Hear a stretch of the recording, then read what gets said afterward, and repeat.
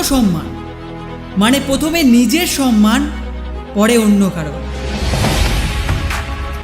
আমাদের সবার জীবনে এমন একটা মানুষ থাকবে যার জন্য আমরা যে কোনো সময়ে তৈরি থাকি, যা কিছু করার জন্য। সে আমাদের যখন ডাকে তখন তাকে না বলতে পারি না। তার জন্য আমাদের কাছে নিজেদের কাজ ফেলেও সময় থাকবে। কিন্তু একবার নিজের কাছে প্রশ্ন করে দেখতো যে ওই মানুষটার জন্য যে তুই এত করিস, তোর সময় এলে সে অতটা করতে পারবে তো? যদি তোর উত্তর হয় হ্যাঁ, সে আমার থেকে অনেক বেশি করতে পারবে আমার জন্য, তবে তো খুবই ভালো কথা।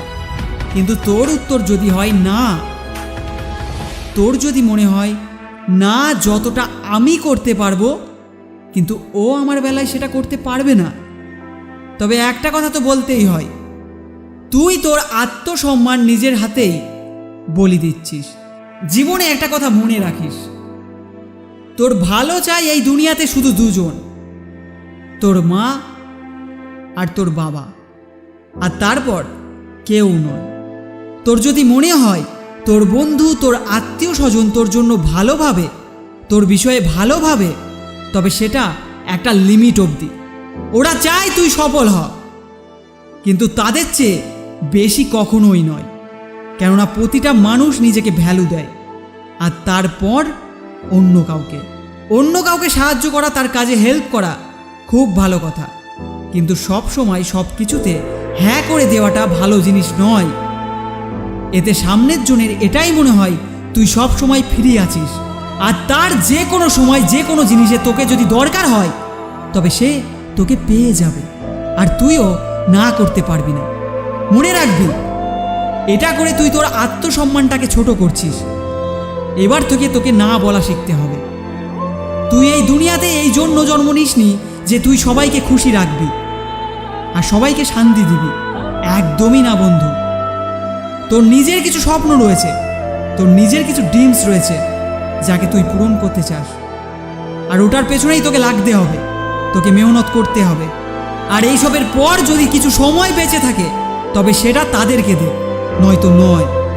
আর তোর যদি মনে হয় এটা করে তুই তোর সম্পর্কগুলোকে নষ্ট করে ফেলবি, তবে এটা তোর ভুল ধারণা। দেখ, তালি দুটো হাতে বাজে।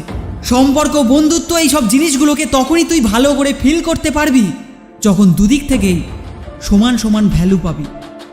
যতটা সম্মান তুই করিস ততটাই সম্মান যদি সেও করে, তবেই সেই সম্পর্কটা টিকিয়ে রাখা যায়। একটা কথা মনে রাখতে হবে, যা কিছু হয়ে যাক না কেন, আর জীবনটাও চলে যাক না কেন, নিজের আত্মসম্মান কখনো হারানো যাবে না।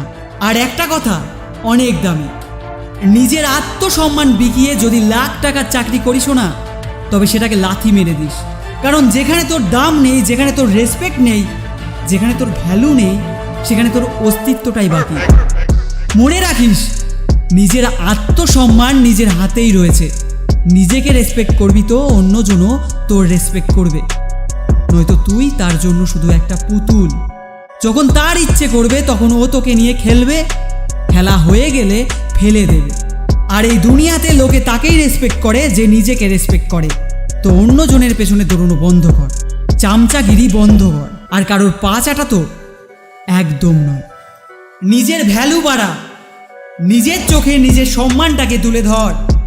আমি দেখেছি আজকালের প্রেম ভালোবাসায় সামনের জন কথা বলতে চায় না, আর আরেকজন তার পেছনেই লেপ্টে থাকে, তার লেজ ধরে ঝুলে থাকে, আর তার মেসেজ, তার কলের জন্য ওয়েট করে, আর সে তাকে ইগনোর করতেই থাকে। এরও মানুষের পেছনে দৌড়ানো বন্ধ কর।